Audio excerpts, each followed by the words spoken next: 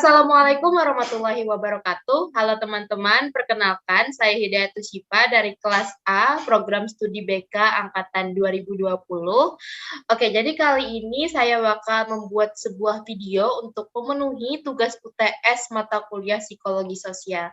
Nah, jadi pada video kali ini saya akan menceritakan pengalaman yang menurut saya sangat berhubungan dengan salah satu materi yang pernah saya pelajari di mata kuliah ini. Oke, jadi sebelum itu, saya ingin menjelaskan dulu ke kalian apa sih itu prosocial behavior dan kenapa pengalaman saya ini menurut saya sangat berkaitan dengan materi ini.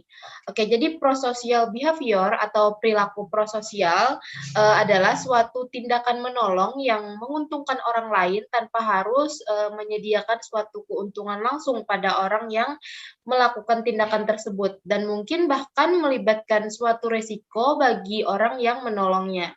Nah, berdasarkan yang saya pelajari, jenis-jenis dalam perilaku prososial ini terbagi menjadi 4, yaitu causal helping, substantial personal helping, emotional helping, dan emergency helping. Nah, menurut saya yang saya alami ini masuk kepada emergency helping. Apa sih itu emergency helping? Emergency helping adalah bantuan yang diberikan pada situasi bahaya atau situasi yang tidak terkontrol. Oke, jadi kita saksikan dulu cuplikan video berikut.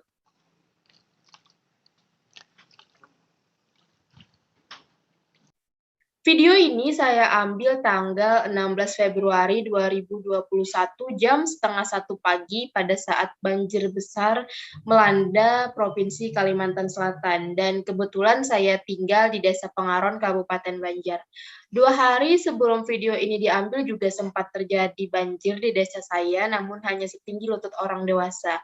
Kemudian sempat surut, tapi pada saat pagi harinya terjadi hujan lagi dan menyebabkan air naik lagi.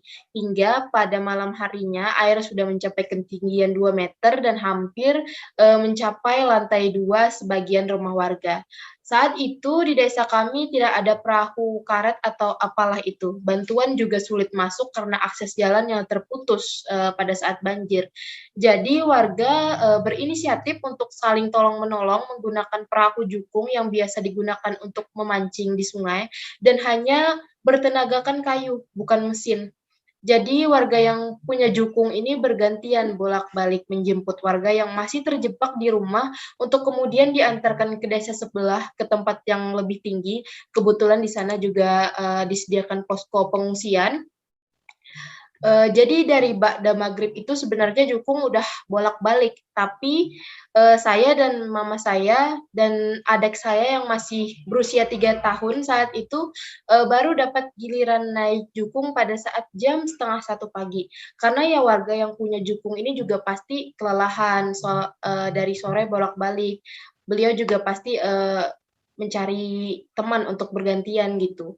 Nah, bisa kalian lihat di video ini satu kampung itu benar-benar gelap, listrik mati dan hanya ada senter kecil dan flash HP saya sebagai penerangan kami malam itu. Nah, jadi sampai di tengah jalan, tiba-tiba ada arus air yang deras dan jukung kami ini hampir terbalik gitu karena menabrak atap rumah warga. Karena ketinggian air di bawah itu sudah 2 meter lebih, jadi bisa gitu menabrak atap warga.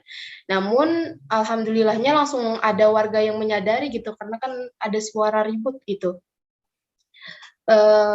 Karena ada warga yang menyadari, warga ini tuh langsung turun ke bawah gitu. Beliau itu langsung loncat dari lantai 2 rumahnya, berenang ke bawah dan mendorong jukung kami agar kembali lagi gitu ke tengah jalan.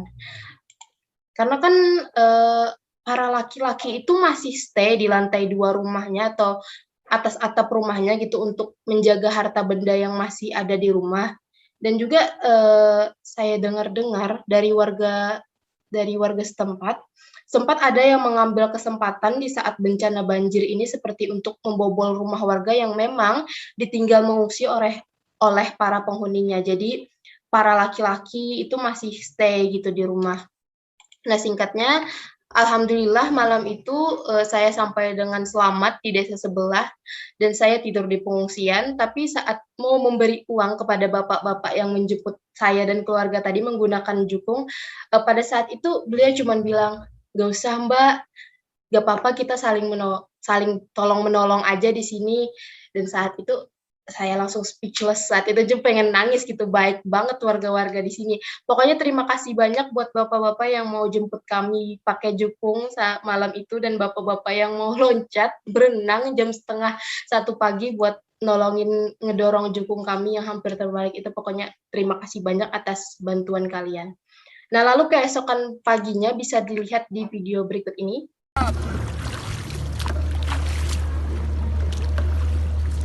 Kanan dot, kiri dot.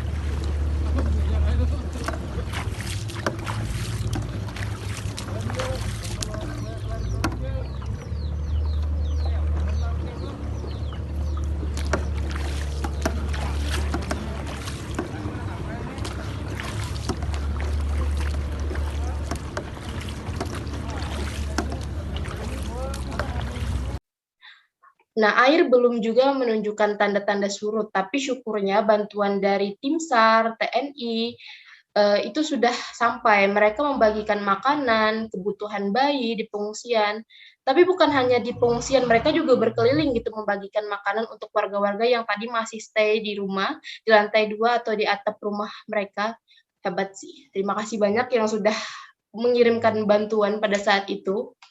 Nah, lalu ada satu kejadian lagi nih masih mengenai banjir Kalsel yang menurut saya itu masih masuk kepada emergency helping. Nah, jadi saya tergabung dalam komunitas yang menampung anak Twitter seKalsel, namanya Banjarbes.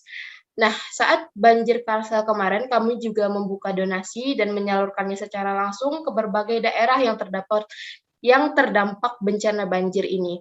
Berikut kita saksikan sedikit dokumentasi videonya.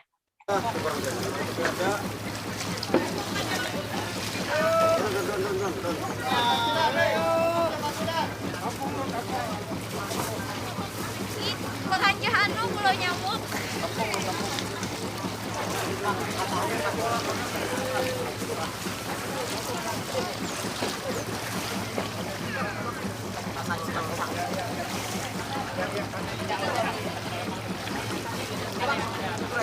Iya itu.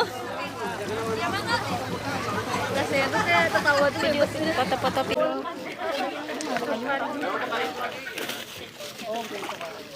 Pilih kan dia yang mana kau buka yuk. Bang.